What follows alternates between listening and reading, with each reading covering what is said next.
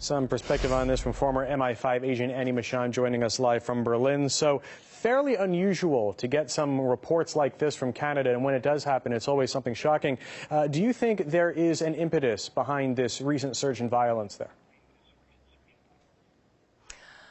I think it's interesting, but it's too early to speculate about where it's coming from.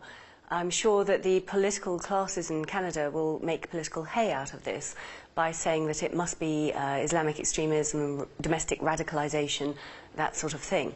But I think that horrific as this crime is, and my sympathies go out to the family, horrific as this crime is, we need to take a step back, and there needs to be a proper crime scene investigation. We need to look at the forensics, we need to identify the perpetrators, we need to look at who they're linked with and where they're coming from and what their motivation might have been, rather than jumping to conclusions for political ends.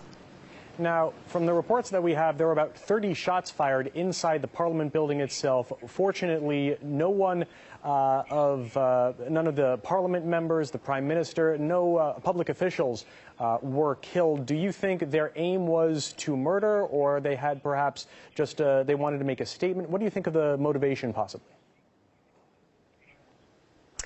Well, if they're aiming at a government building, then obviously they do have some sort of political motivation behind them.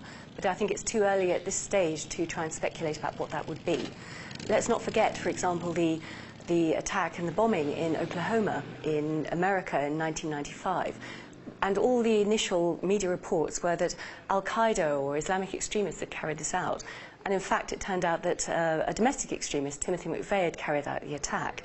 And similarly as well with the downing of MH17, the Malaysian flight over Ukraine. Immediately, everyone jumped to the assumption that it must be Russian separatists armed by Russia who carried out the attack. And of course, the only way to establish what really happens is for a thorough forensic investigation and an evidential case-building study after the attack, when people can work out what happened, hopefully gather evidence and put people on trial in front of a jury of their peers. That would be the sane, logical and actually mature response within a mature democracy. So I hope that the Canadians will do that, rather than using this as yet another pretext for stripping away the civil liberties and increasing surveillance and policing of the Canadian people. So based on your experience with British intelligence, what do you think Canadian intelligence officials, what steps are they going through right now? Well, it'll be a linkage between the police and also the intelligence agencies.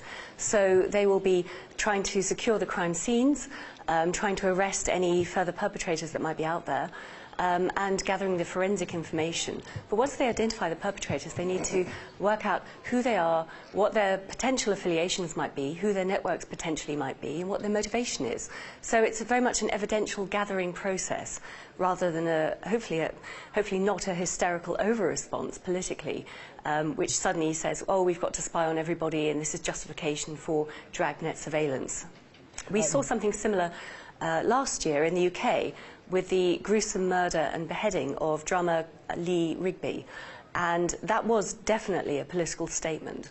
But the British government, at that point, did say, we are not going to have a knee-jerk reaction. We are not going to push for more snooping and surveillance powers until we really know what's going on here. And all credit to them for that.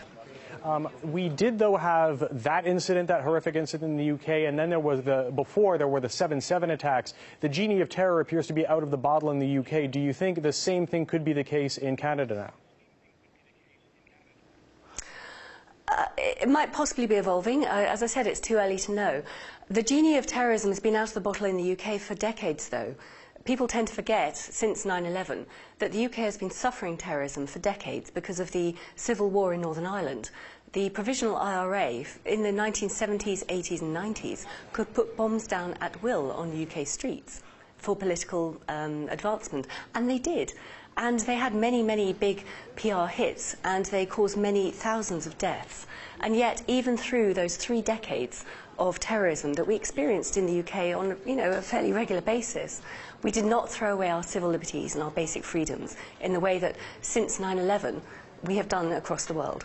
And I would counsel all governments to try and avoid that and to gather the evidence and take measured steps before we throw away our hard-won freedoms across the Western world. All right, former MI5 agent Annie Machon, thank you for your time.